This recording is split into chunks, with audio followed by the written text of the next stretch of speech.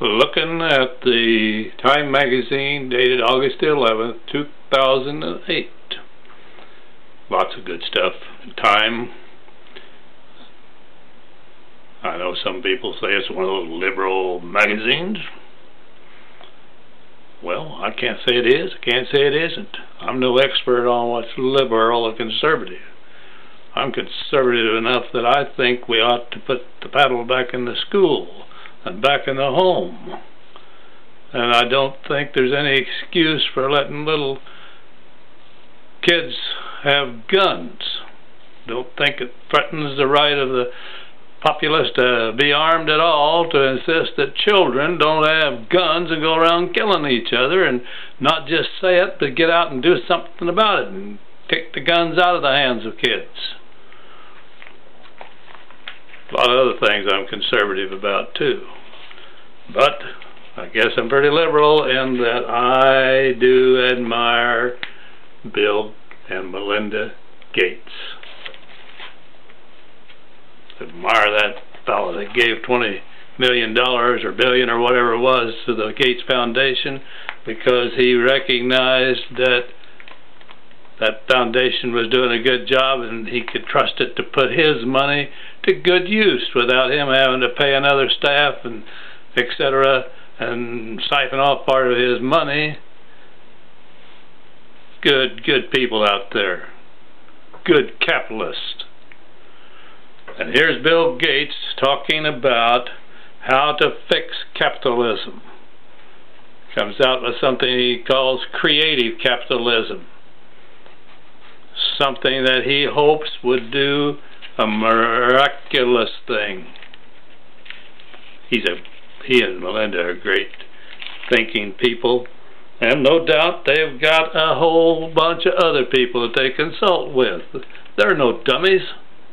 They don't try to do it all alone. But by golly, they are the two that have stepped to the plate. And here he is. Here they are. The richest couple, I guess, in the world. And where has their heart turned them? Where has their mind turned them? To doing something about the people that don't have much at all. His article concludes, Melinda and I started our foundation about 10 years ago because we want to be part of a different movement. This time to help create a world where no one has to live on $1 a day. My. Or die from a disease we know how to prevent. Creative capitalism, that's this plan he's suggesting, promoting. Creative capitalism can help make it happen.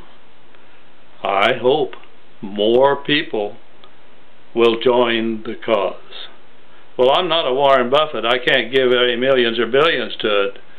But I'm beginning to think that what little bit of money I do give for charitable causes, Christian causes, probably ought to be siphoned over to that fund so that he can do more with the foundation that's already up and operating, whether or not he can get us to get off of our totally unchristian concept that what counts is how rich you are. Like 400 and some billionaires in America. Who the hell needs $1 billion? The Bible's pretty specific that if you lay up your treasures here on earth, you may not be having any treasures in heaven. And the capitalism as it's practiced by many is as anti-Christian, as anti the teachings of Jesus Christ. And it's not Jesus Christ or the Old Testament. God sent Jesus to tell us what God really wants us to do. Hey, I got off of this. Let's go back. By the way, I was impressed in the article that he gave a lot of credit to Bono. He said, to take a real world example, a few years ago I was sitting in a bar with Bono, And he was all fired up about over a scheme to get companies to help tackle global poverty and disease. And he kept dialing the private numbers of top executives and thrusting his cell phone at me to hear their sleepy yet enthusiastic responses. Bono's persistence gave birth to the RED, the RED campaign. Today, companies like Gap, Hallmark, and Dell sell Red branded products and donate a portion of their profits to fight AIDS.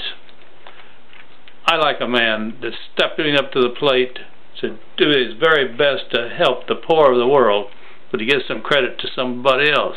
Way to go, Bill. Way to go, Melinda. Way to go, Bono. I marked a few things in the article itself where he is laying out his proposal, but I don't intend to dwell a whole lot on them, but more on the reaction that's on the editorial page at the end of this Life magazine, where Kinsley talks about something he did in response to the Gates proposal. He says, in his article, his proposal, as I see it, there are two great forces of human nature: self-interest and caring for others. Capitalism harnesses self-interest in a helpful and sustainable way, but only on behalf of those who can pay. Now I'm skipping.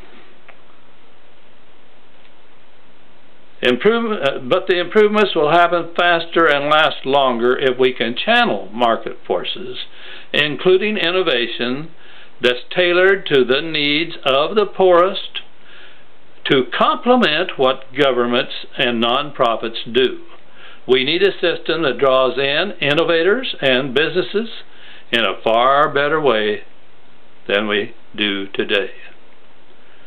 So that's his basic background for his proposal that he calls creative capitalism.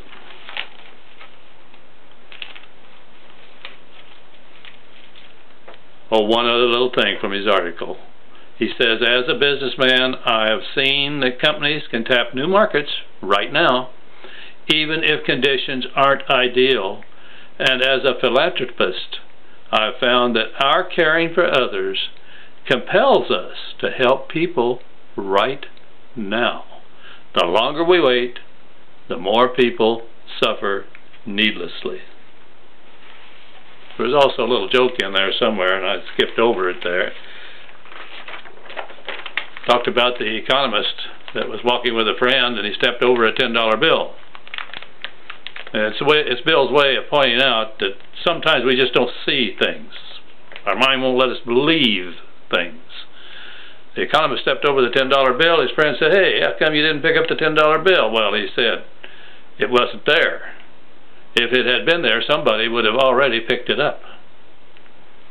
The little joke there is in the story, in Bill's proposal, to point out that there are markets out there, even among the poorest, that could work in a capitalistic scheme if we could recognize the market and tap it. Now, Kinsley's article really caught my eye. Here's a guy that I'm going to have to cover in a separate article because my timer outside the door tells me, hey, you're about to get too long, so coming soon, the Kinsley comment on the audacity of Bill Gates.